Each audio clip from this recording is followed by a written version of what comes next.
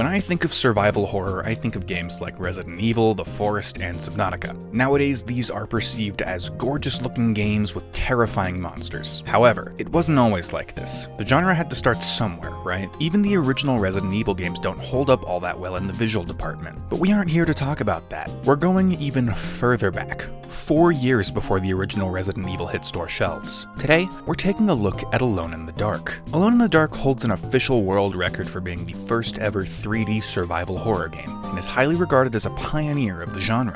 It uses the old school method of rendering 3D character models over pre-rendered backgrounds. I love old video games, but I've never played an MS-DOS game, so I'm not entirely sure what to expect. I certainly wasn't expecting the game to be less than 6 megabytes. Let's see if it holds up over 3 decades later. You start by being given a choice between 2 characters, Edward Carnby or Emily Hartwood. I chose Carnby, so we'll be focusing on his story. The year is 1924. Carnby is a private detective tasked with finding an antique piano in the loft of a building called Derceto, previously owned by the recently deceased Jeremy Hartwood. As Carnby arrives at the mansion, he quickly starts to realize that the rumors of Derceto being haunted aren't as far-fetched as most would believe. As an older game, you control Carnby using tank controls. Hitting enter opens the menu, allowing you to use items and take actions. You can fight, open or search, close, and push. The one piece of advice I was given before starting was to use push to cover the window and trapdoor in the first room. This prevents 2 enemies from breaking in and allows you to get your bearings and adjust to the controls instead of immediately being murdered. The controls are a far cry from what we're used to today. To move forward, you use the arrow keys, and to run, you hit the forward button twice in rapid succession. For it to work, you have to fully compress the key, which I could not for the life of me pull off consistently. You take actions by selecting them in the menu and using the spacebar. To fight, hold space and use the arrow keys for different attacks. To inspect, walk up and use space. For every action you take, you need to hold the spacebar until the animation is fully complete, which greatly hinders the gameplay. You find a rifle, a lamp, and an old Indian cover in this room before heading downstairs. I said heading downstairs. Heading downstairs. Why the hell can't I go downstairs? Well, 4th time's the charm, I guess? You pick up a bow as well as an oil can used for filling your lamp. Moving into the next room, you walk down the hall. Oh, this is one of those games. That's right, in Alone in the Dark, doing absolutely normal and innocent things will get you murdered. Want to walk down a hallway? Nope. Maybe inspect an odd statue? Nah. Open a door? Bye-bye. I was saving after every single action in order to not lose progress from absurd stuff like that. Thankfully, it lets you choose dumb names for the save file, so I started having fun with it. You head to the room to the left this time, grabbing a key from a desk and unlocking a chest in the corner to find a sword. This quickly comes in handy when you're attacked by a zombie. Across the hall, you beat the snot out of another zombie and pick up a vase. Okay, so that didn't go all that well, but we're prepared this time. Come on, bird, get over here. Put him up. I got 2 fists with your name on them. Okay, new plan. That worked far better. You find a key in the vase and use it to unlock a dresser containing 2 small mirrors. Quick game design note. If you get hit while holding these mirrors, they break and the game is soft locked. Why? Great question. There's a bathroom nearby containing a first aid kit with a flask in it. Flasks heal you, but they have an unusual effect. You start with 20 hit points, but that's not your limit. If you find healing items, you can just use them all right away and your health will continue to increase. At the end of the hall, there are 2 demons. They don't seem to be doing anything, so you just throw the mirrors onto the nearby pedestals. That certainly got a rise out of it, but it still isn't walking towards you, so it's not really a threat. You place the other mirror down and both demons disappear. You head down the now unobstructed staircase and move to a room with some kind of specter in it. It doesn't seem hostile, so you snag a gramophone and a box of matches. Here's where I tried to enter a seemingly innocuous door and got instantly killed by whatever the heck that thing is. Nearby is another bathroom. This one has a monster in the bathtub, so you snag a first aid kit and a jug before booking it. You move into a pitch dark room, turning on your lamp with the matches and grabbing a heavy statuette as well as some ammunition. You throw the heavy statuette at a suit of armor and take its sword. In a nearby room, you find a statue with some arrows, take the arrows, get bodied by spiders, reload, walk to a different side of the statue, take the arrows, and moonwalk out of there as fast as possible like a true gamer. Next up is the kitchen. There's a pot of human stew and a key, as well as some oil and a barrel full of water you can fill your jug with. Also a gun for some extra pew-pew times. By this point, I was walking around with a completely full inventory and I had no idea what was important, so I was dropping off items in corners to come back for them later if need be. That's really worrying because there are multiple ways you can soft lock the game if you don't have the correct items, so putting anything down is quite risky. You head into a room full of zombies at a dinner table. I thought, hey, maybe they'd like some human flesh stew, so I put it on the table. None of them went for the stew. Well, whatever, only one of them seems to be attacking, so I'll just stab him. What? So apparently the stew idea works, he just really wanted to take a seat like the other zombies. Why not be next to the stew? Great question!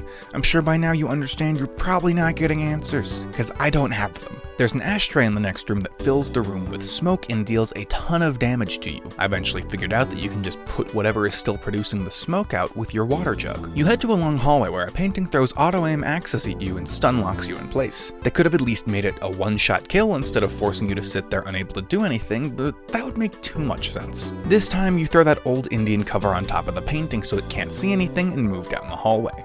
There's another dangerous painting down there, but you can use the power of a bow and arrow. Oh boy. Good thing they chose only one camera angle, so it's incredibly difficult to aim. In the next room, there's a weird fake book and a clock that won't shut up. I tried to push it over and break it so it would stop, and it actually moved out of the way, revealing a hidden compartment hiding a key. Next, you head into the library. And it's dark. Gotta use the lamp.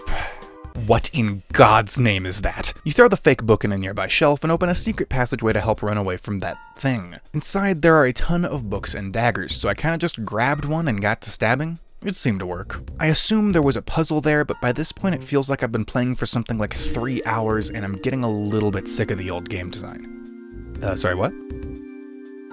Okay, so I have only been playing for an hour and a half. This is gonna suck. You move to the cellar, grab some ammo, get spooked by some rats, and run away. Next, you return to the smoking room and unlock the double doors. There's a sword and a shield on the wall matching the first one you found, so you place yours in the open slot, revealing a hidden passageway. Before we head down there are still a few locations we haven't been to, and I really don't want to soft lock the game and start all over. You head across the hall and sword fight a dude. It's boring. Nearby there's a room full of people that look like they were frozen in place mid-dance. You play a tune for them on your gramophone, and they get straight to boogieing. You slither your way in between them, grabbing a key from the mantle. As far as I know, we've explored everything now, so let's head down that hidden passageway and make a secondary save just in case.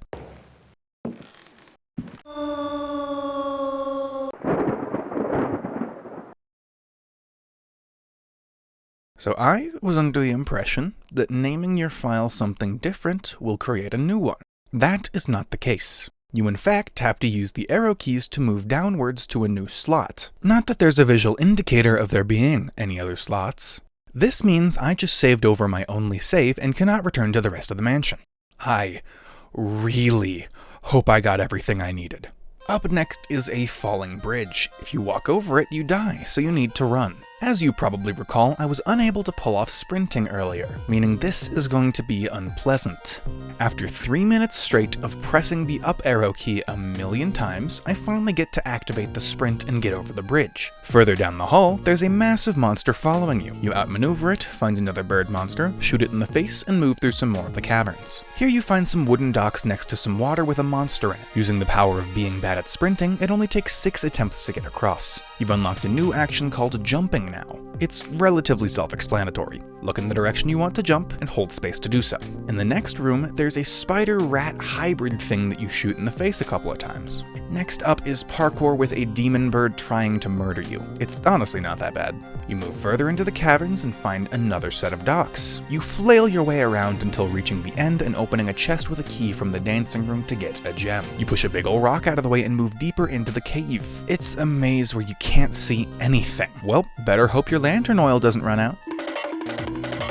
You finally reach the end and use your gem to unlock the door to the final boss room. That's right, we're playing Minecraft now. Time to punch a tree. Unfortunately, this tree shoots fireballs, and you're still being chased by that water monster. You maneuver your way over to the altar in front of the tree and find a hook before throwing down that gemstone from the chest. Finally, you throw your lantern at the tree, setting it on fire and causing the location to start collapsing. It's an unintuitive mess to get out of here. You can somehow use the hook to open up these massive stone doors, but when you get through, there's no way to know how to exit. I wandered around for ages until I finally stumbled into the correct location and got back back to the house through the wine cellar. This time, you can actually leave through the front door without instantly dying. The final nail in this confusing game design coffin.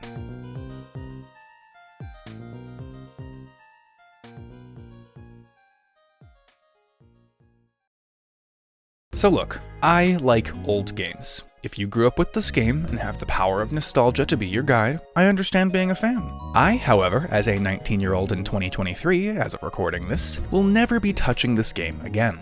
It's cool to see the roots of the survival horror genre, but the old game design is frequently really poorly done. The controls are awful and the action menu is so clunky. Having a limited inventory space makes solving puzzles a pain because you have to drop items, realize you need them later, and then walk to the other side of the mansion to get them again. The combat is clunky, the story was only expounded upon in the books, and you can die way too easily with no warning as to having done anything wrong. The most interesting part of the 3D models is the fact that your character is absolutely caked up. It glitches frequently with sound effects for monsters appearing when you're sitting in a room alone, and most of the chosen camera angles make maneuvering an absolute pain. This is probably my least favorite experience from the trial and error era of gameplay. Alone in the Dark is definitely a product of its time, but there's also a remake in the works that will hopefully translate an interesting idea into a plausible modern gaming experience. Resident Evil 2 did it wonderfully, so I'm sure there's hope for Alone in the Dark. I hope to see you all again. Have a great rest of your day.